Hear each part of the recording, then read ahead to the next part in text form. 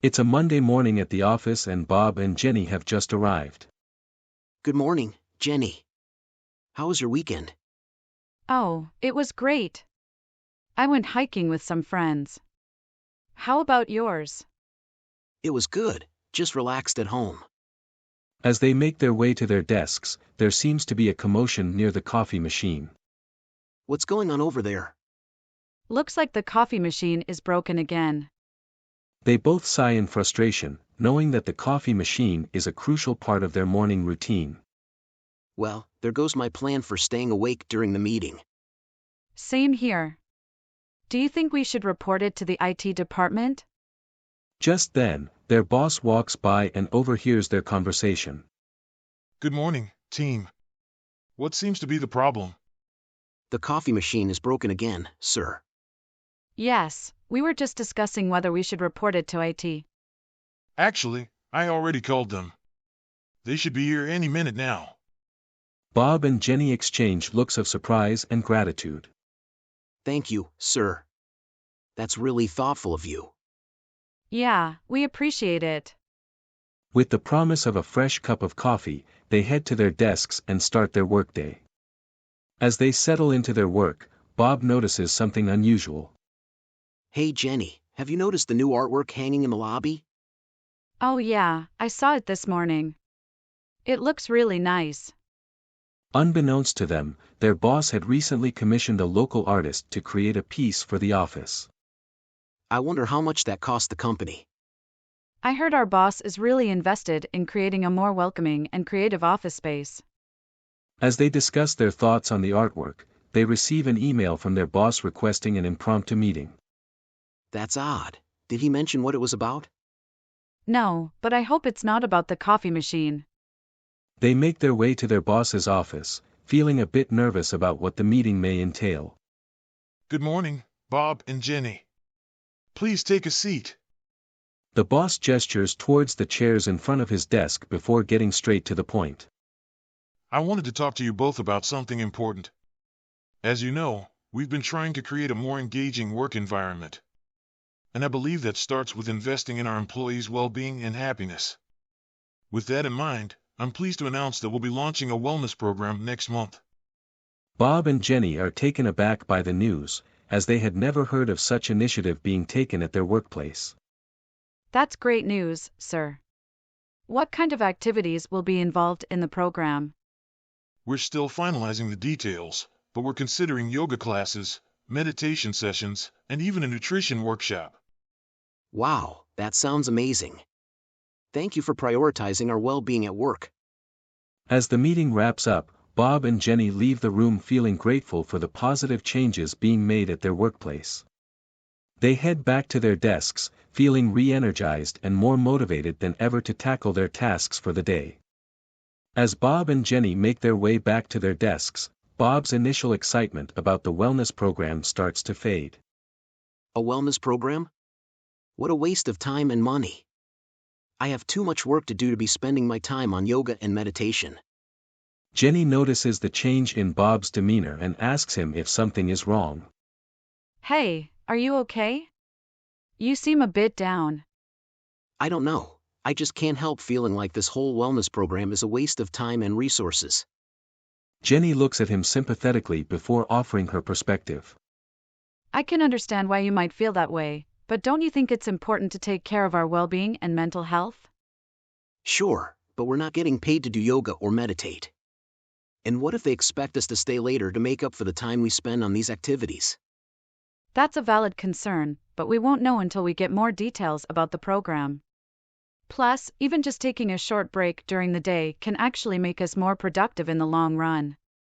Bob seems skeptical but decides to keep an open mind about the program. I guess you're right. It can't hurt to give it a try. As the day goes on, Bob finds himself feeling increasingly stressed and overwhelmed with his workload. This wellness program is not going to solve my problems. If anything, it'll just add more stress and pressure to my already busy schedule. Despite his reservations, Bob decides to attend the first yoga class offered by the wellness program after work. Might as well see what all the fuss is about. However, as he struggles to keep up with the poses and clear his mind, Bob finds himself feeling even more stressed and frustrated than before. This is a waste of my time. I should be working on my projects instead of wasting my energy on this. As the class comes to an end, Bob leaves feeling even more drained and unmotivated than before. That was a complete waste of time. I'm never doing that again. The next day at work, Bob decides to skip the meditation session, convinced that it won't make any difference in his productivity or well-being. Jenny notices his absence but decides not to push the issue. However, as the days go by, Bob finds himself struggling more and more with his workload and stress levels. He starts to wonder if maybe he should have given the wellness program a chance after all. As Bob and Jenny continue with their work, they engage in a mundane conversation about the upcoming office party. Hey, have you heard anything about the office party next week? Not really. I heard it's going to be at that new restaurant downtown. Oh, yeah? Do you know what the theme is this year? I think it's supposed to be a masquerade ball. I don't know if I have a mask lying around. Don't worry, they usually provide masks for everyone. But to be honest, I'm not really looking forward to it. I'd rather just go home and relax after work. Yeah, same here. I don't like the idea of being forced to socialize with everyone from work. As they continue with their work, they both feel a sense of relief knowing that the weekend is fast approaching. Hey, do you have any plans for the weekend? Not really. I was thinking of just catching up on some sleep and maybe doing some shopping. Sounds like a good plan. I was thinking of watching the game and maybe going out for dinner with my wife. They both return to their work, grateful for the small talk that helped break up the monotony of the day. However, as the day comes to a close, they can't help but feel a sense of dread for the upcoming workweek. As the clock strikes noon, Bob and Jenny realize that it's time for their lunch break. Hey, Jenny, want to grab some lunch together? Sure, where do you want to go? How about that new sandwich shop down the street? I heard they have some really good options. They make their way to the sandwich shop, discussing their plans for the weekend and their thoughts on the latest office gossip. So, have you heard anything about the new project that our team is working on? No, not really. Our boss has been pretty tight-lipped about it. As they place their orders and wait for their food, they notice a familiar face at a nearby table. They engage in small talk, discussing their work and sharing stories about their personal lives.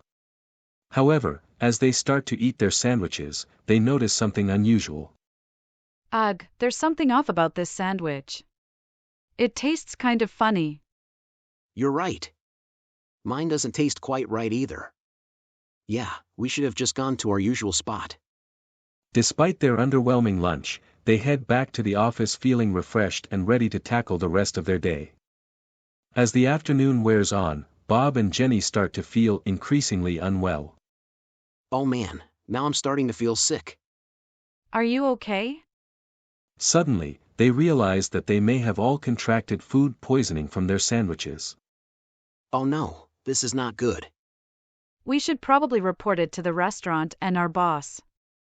They quickly inform their boss about the situation and head home, feeling miserable and nauseous. This was not how I wanted my day to end. At least we have each other for support, right? Over the next few days, they all experience the unpleasant symptoms of food poisoning, causing them to miss work and disrupting their weekend plans. I can't believe this happened. Yeah, me neither. But at least we caught it early and took action. Despite their misfortune, they take comfort in knowing that they had each other for support during this trying time. With the day coming to an end and their unpleasant lunch experience behind them, Bob and Jenny head home feeling drained and exhausted. I can't wait to go home and take a nap. Yeah, me too. It's been a long day. As they part ways, they both look forward to some much-needed rest and relaxation. Have a good evening, Jenny. You too, Bob. See you tomorrow. They head home, hoping for a better day tomorrow and looking forward to a fresh start. If you want to improve your English vocabulary and better understand the conversation between Bob and Jenny, check out learnwithtext.com. There you'll find the full story with all of the vocabulary words highlighted and defined. Improve your language skills and comprehension by exploring learnwithtext.com today. It's a Monday morning at the office and Bob and Jenny have just arrived.